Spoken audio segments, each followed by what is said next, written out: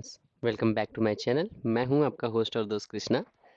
आज का जो हमारा लेक्चर है, इस लेक्चर में हम सीखेंगे कि str फंक्शन यानी स्ट्रिंग फंक्शन क्लास का जो इनबिल्ट मेथड होता है उसका यूज़ क्या है।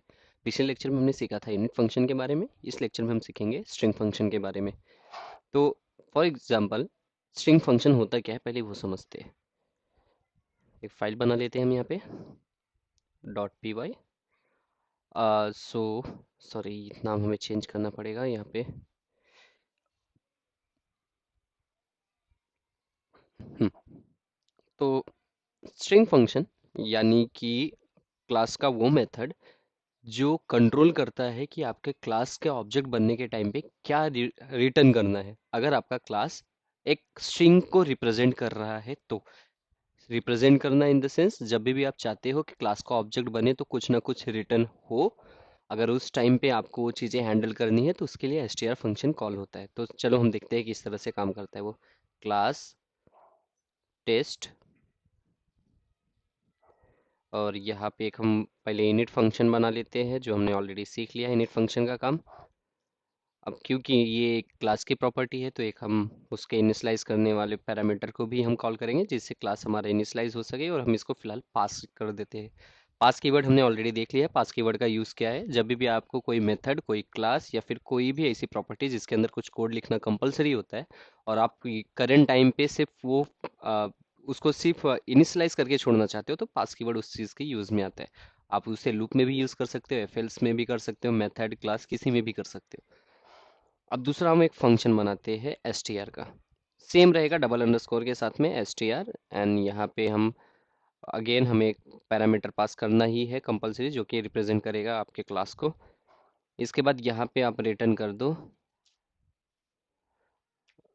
सेल्फ डॉट, अभी कोई कीवर्ड है नहीं तो हम चलो यहाँ पे वेरिएबल्स बना लेते हैं। एक बनाते हैं हम नेम इक्वल टू, फिलहाल इसे ब्लैंक रखते हैं, और एज इक्वल टू हम यहाँ पे इसे भी ब्लैंक रखते हैं। अब ये हमारा पैरामीटर पे एक्सेप्ट होगा। यहाँ पे हम आते हैं और हम दो पैरामीटर एक्सेप्ट करवा लेते हैं, एन एन ए।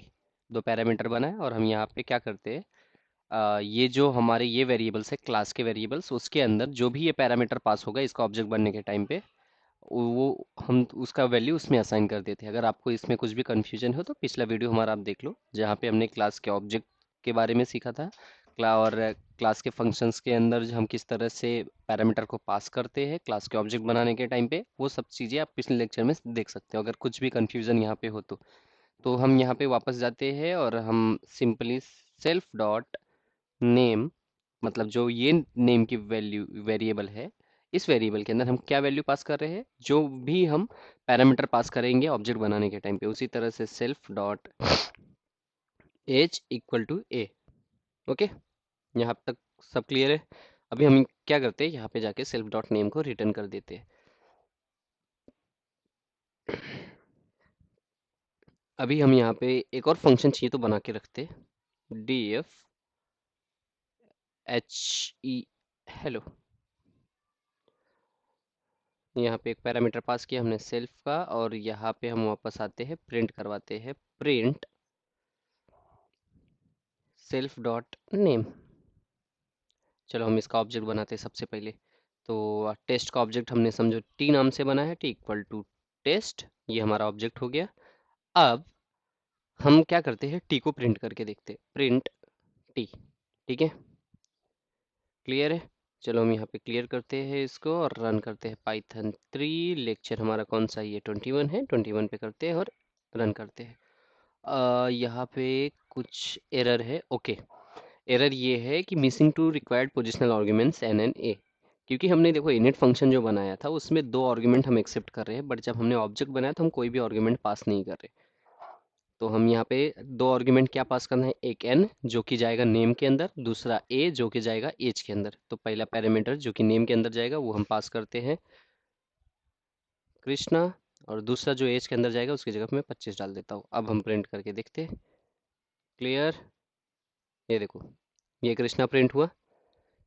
हमने क्या किया, ऑब्जेक्ट को प्रिंट किया। अगर मैं ये हटा देता हूँ, ये फंक्शन फिलहाल के लिए मैं हटा देता हूँ और सेव करता हूँ, अब देखो अगर मैं ऑब्जेक्ट को प्रिंट करता हूँ तो क्या आता है, इस तरह से आएगा कि आपने टेस्ट का ऑब्जेक्ट बनाया है। तो ये था एसटीआर फंक्शन का यूज। तो अगर हम इन शॉर्ट वे बात करें तो एसटीआर फंक्शन जो होता है वो कंट्रोल करता है कि आपके क्लास से क्या रिटर्न होने वाला है। अगर आप कोई स्ट्रिंग डेटा रिटर्न करवाना चाहते हो बाय डिफॉल्ट आपके ऑब्जेक्ट में, तो आप इस तरह से अचीव कर सकते हो। आप बेसिकली एक एसटीआर करके एक फंक्शन बना दो और उसके अंदर आप जो भी रिटर्न करोगे वो आपके ऑब्जेक्ट में आ जाता है।